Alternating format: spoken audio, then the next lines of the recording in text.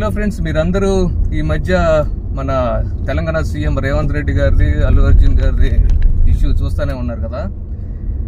వీళ్ళిద్దరు వర్షన్సే చెప్తున్నారు కానీ ఇప్పుడు వీడియోస్ పెట్టే వాళ్ళందరూ. కాకపోతే ఒక మూడో వ్యక్తి కూడా ఉన్నాడు అసలు ఈ తప్పు జరగడానికి కారణం. దాని గురించి ఎవరు మాట్లాడట్లేదు. మేబీ బ్యాడ్ కామెంట్స్ వస్తే ఆయన భయమో లేకపోతే ఇంకేదైనా రీజన్స్ కానీ. అది ఎవరంటే ఎవరో కాదండి, ఇప్పుడు మన నిబ్బా ఫ్యాన్స్. ఇప్పుడు ఎవరు హర్ట్ అయినా సరే మీకు ఇప్పుడు వాట్సాప్ అంకుల్ లాగా నీతులు చెప్పే ముందు నా పర్సనల్ ఇన్సిడెంట్ ఒకటి చెప్తాను. నేను కాలేజ్ డేస్ లో ఉన్నప్పుడు నా అభిమాన హీరో ఒకసారి మా ఒంగోలు వచ్చాడు. సో నేను కూడా ఇప్పుడు సేమ్ అల్లు అర్జున్ వెనకాల ఒక 1000-2000 మెంబర్స్ వెళ్ళి ఆ తొక్కిసలాటికి కారణమైన ఆ నిబ్బా ఫ్యాన్స్ లాగే నేను కూడా ఒకప్పుడు అందరిలో గుంపులో గోవిందలాగా మా హీరోని చూడటానికి వెళ్ళి ఆ రప్చర్ లో ఇరుక్కున్నాను అనమాట. కానీ మా హీరోని చూసిన దానికంటే తర్వాత నాకు ఏదో మనసులో ఒక ఈగో స్టార్ట్ అయింది. ఒక పర్సన్ చూడటానికి ఇలా గొర్రెల్లాగా ఎగబడాలా, ఒక పర్సన్ షేక్ హ్యాండ్ కోసం, టచ్ చేయడం కోసం, ఫోటో కోసం ఇంత దిగజారాలా? మన సెల్ఫ్ రెస్పెక్టే ఉందిరా బాబు. అందుకనే నేను ఆ తర్వాత నుంచి మా హీరో సినిమాలు వచ్చినప్పుడు ఆ సినిమా థియేటర్కి వెళ్ళి డాన్స్లు వేసాను, పేపర్లు ఎగరేసాను.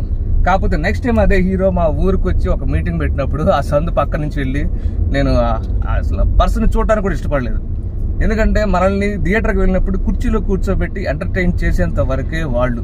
మనకు ఆ హీరో మనస్తత్వం బయటది నచ్చితే అది ఫాలో అవ్వండి, మంచిని ఫాలో అవ్వండి. డ్రెస్సులు, హెయిర్ స్టైల్ నచ్చితే మనకి నెత్తి మీద జుట్టున్నంత కాలం, ఒంట్లో ఓపుకున్నంత కాలం ఆ స్టైల్స్ని ఫాలో అవ్వండి. అంతేగాని అసలు ఒక పర్సన్ని పట్టుకోవడానికి, చేయి పట్టుకోవడానికి, లేకపోతే హాయ్ చెప్పడానికి ఎందుకురా బాబు ఈ గోలంతా? అందుకే ముందు మారాల్సింది మనం. ఇలాంటి గొర్రెల్లాగా ఎగబడే వాళ్ళు, హీరోలను చూడడానికి ఎగబడే వాళ్ళు ఉన్నారు కాబట్టి ఇప్పటికీ షాపింగ్ మాల్స్ ని ఓపెన్ చేయాలంటే ఎవరైనా కనిపించిన తల్లిని కానీ, లేకపోతే కట్టుకున్న భార్య చేతనో, లేకపోతే కన్న కూతురు చేత ఓపెన్ చేపించాల్సిన షాపింగ్ మాల్స్ ని ఈ జబర్దస్త్ యాక్టర్ల చేత లేకపోతే హీరోల చేత చేపిస్తున్నారు.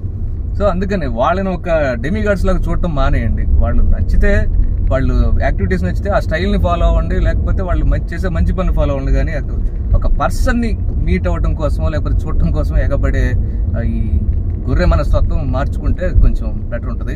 అంటే నా పర్సనల్ లైఫ్ లో నేను చేంజ్ చేసుకున్నాను. ఇది వినడం చేంజ్ చేసుకునేవాడు ఉంటే చేంజ్ చేసుకోండి.